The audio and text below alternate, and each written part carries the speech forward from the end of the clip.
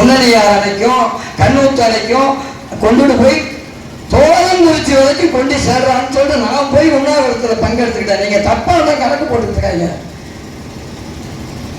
உள்ள அழுதாதான் ஆய் பால் கொடுப்பான். நீங்க யாரும் அழுகுல, நம்ம சிதறி போய் கிடக்கிறோம். நீ எந்த கட்சியில வேணாலும் இரு, விவசாயினா சூடு சோதனையோட ஒன்னா சேர்ந்து நின்னா தான் எதிர்காலத்தை பண்ண முடியும். ஒரு காலத்துல சென்னையில 1980 ஐயா நாராயணசாமி நாயுடுக்கு வாய்ப்பூட்டு சட்டம் போட்ட காலத்துல அங்க பேரணி மாநாடு 10 லட்சம் பேர் கூடினா 10 பைசா அவன் செலவு பண்ணா, கட்சிக்காரன் கொடுக்கல, அவன் செலவு பண்ணா.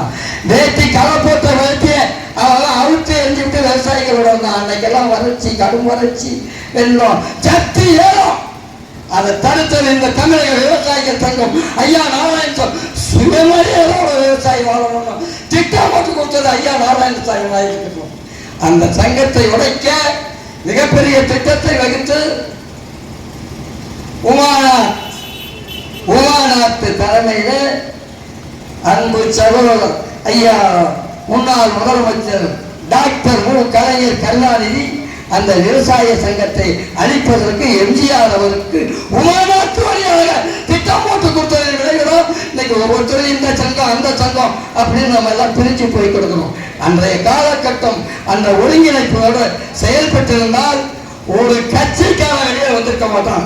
கட்சியில இன்னைக்கு கட்சின்னு போட்டுக்கிட்டு விவசாயிகளை பிரிச்சு ஒவ்வொரு சங்கத்தையும் உடைச்சு இன்னைக்கு வரைக்கும் அது நடந்துட்டு இருக்கு. இப்ப கடந்த 13/11/2025 மாண்புமிகு உச்ச நீதிமன்ற நீதிபதி PR கவாய் அவர்கள் பதவி 23ஆம் தேதி அவர் பதவி முடிய போகுது. அவர் சொல்லி இருக்கின்றார், கர்நாடக அரசு மேகதாதுவிலே 67 TMC தண்ணீருக்காக வேண்டி நீங்கள் ஒரு விரிவான திட்ட அறிக்கையை தயார் பண்ணலாம் என்று உச்ச நீதிமன்ற நீதிபதி PR கவாய் அவர்கள் அனுமதி வழங்கியிருக்கார்களோ. அதை முட்டாள்களே, நீ சட்டமன்றத்தில் உட்கார்ந்து விட்டு ஜாதகா போட்டுக்கிட்டு நீ எதிர்த்து நேரம் ஜல்லிக்கட்டு போராட்டம் மாதிரி மக்களை திரட்டி எதிர்ப்பை பதிவு பண்ணாங்களா? கர்நாடக கட்சி அரசியல்வாதி அந்த பிஜேபி காரனாக இருந்தாலும் சரி, காங்கிரஸ் காரனாக இருந்தாலும் சரி, தமிழகத்துக்கு ஒரு சொட்டு தண்ணி கொடுக்க கூடாது என்கின்ற விஷயத்தில் ஒட்டுமொத்தமாக டெல்லியை நோக்கி ஒரே விமானத்தில் படையெடுத்து போகிறான் ஆளுங்கட்சி எதிர்கட்சிக்காரன்.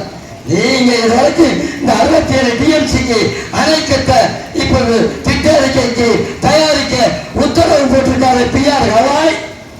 நீ இதுவரைக்கும் அனைத்து கட்சி கூட்டத்தை கூட்டியிருக்கியா? அனைத்து விவசாய சங்க தலைவர்களை கூப்பிட்டு ஓராட்சி ஆய்வு பண்ணியிருக்கியா?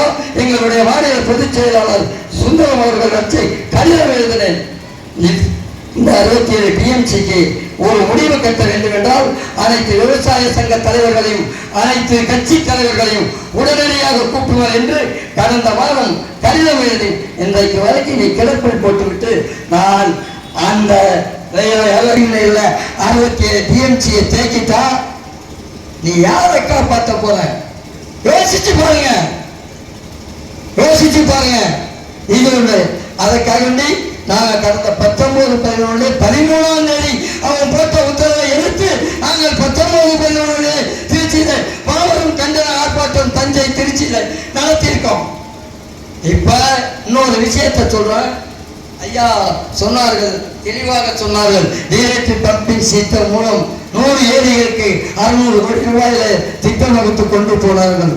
அங்கே 600 கோடி ரூபாயில புதிய திட்டம் வகுத்து தண்ணீரை கொண்டு போய் அந்த பகுதியிலே பாசன பரப்பை வளப்படுத்தி இருக்க நாங்கள் தமிழக விவசாயிகள் சங்கம் திருச்சிராப்பள்ளி மாவட்டத்தின் சார்பாக வாழ்த்துக்கிறோம், வரவேற்கிறோம், சந்தோஷப்படுகிறோம். அந்த பகுதி மக்கள் முன்னேற வேண்டும்.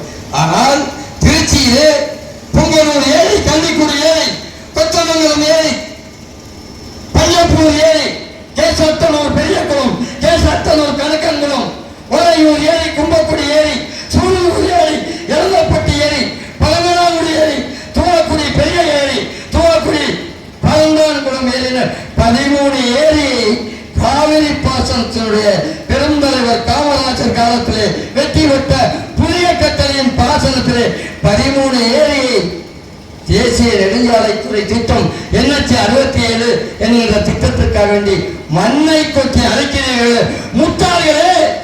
வழக்கு கடுமையாக உடனடியாக தடுக்கவில்லை என்றால் நானும் என்னுடைய மனைவியும் இந்த சட்டமன்ற தேர்தலுக்குள் நீ உடனே அறிவித்து உச்ச நீதிமன்றத்தில் இந்த வழக்கு மேலே அரசு மேல்முறையீடு செய்ய வேண்டும் என்று நீட்டுக்காக வேண்டி உச்ச நீதிமன்றத்தை நாடுகிறாய். சாராயத்துக்காக வேண்டி அதை முட்டாளே முக சாராயத்துக்காக வேண்டி உச்ச நீதிமன்றத்துக்கு புங்கனூர் ஏரி கள்ளிக்குடியில் ஏரியில கொட்டியவனை அப்புறப்படுத்த உத்தரவு போட்டு அந்த உத்தரவு நியாயமான உத்தரவு என்பதை வரவேற்று இந்த 10 ஏரியிலே அளிக்கிறதை நீங்களே ரத்து பண்ணியிருக்கீர்கள்.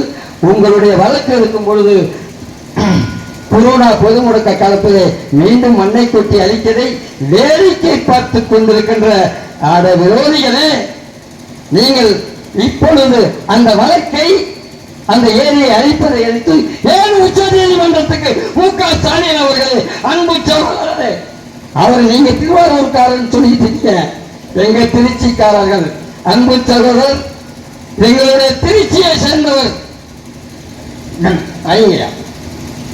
கலைஞருடைய தந்தையார் முத்து வேலன் சொல்றாரு. முத்து வேளாண் மணப்பாறைக்கும் பக்கத்தில் இருக்க வையம்பட்டி, அதற்கு பக்கத்தில் இருக்கின்ற எச்சம்பட்டி கிராமத்தை சேர்ந்த முத்துவேளார், அவருடைய பையன் கருணாநிதி உண்மையான தமிழன். எல்லாரும் சொல்லுவான் சில பேர் ஆந்திரத்துக்காரனா, உண்மையான தமிழன். அவருடைய பேரன் தான் முத்துவேளாருடைய பேரன் தான் அன்பு சகோதரர் ஸ்டாலின். நீ திருச்சிக்கு ஆப்படிச்சுக்கிட்டு இருக்க, நீ வந்து பாரு, வந்து பாரு, இந்த தடவை நின்று பாரு. 234 நீ 34 வரையாங்கிறத பார்ப்போம்.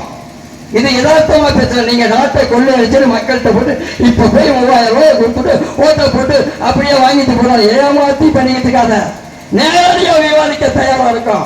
கலப்பா வழியாக நின்று கடந்த 2019 2020 உள்ளாட்சி தேர்தலில் 2021 சட்டப்பேரவை தேர்தலில் 2024 பாராளுமன்ற தேர்தலில் உங்களுக்கு ஓட்டு போட்ட தைரியத்தோட தான் இந்த மேடையிலிருந்து தைரியமாக பேசுகிறேன். ஆனால் விவசாயிகளே, நீங்க இந்த மேடையோடு நிற்க கூடாது.